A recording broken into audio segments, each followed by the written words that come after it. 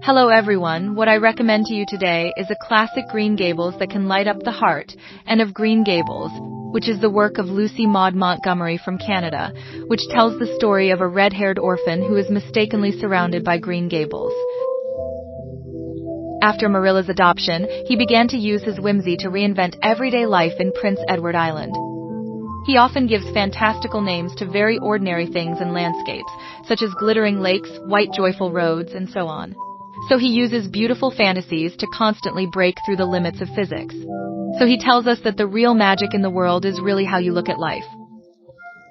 The protagonist in the book grows into a woman with the ability to think independently and take on responsibilities, nourished by love and nature. Recommending it to our class, I find In's journey relatable and inspiring, showing how she finds a sense of home and belonging at Green Gables, something we all seek. A metaphor for cultural identity.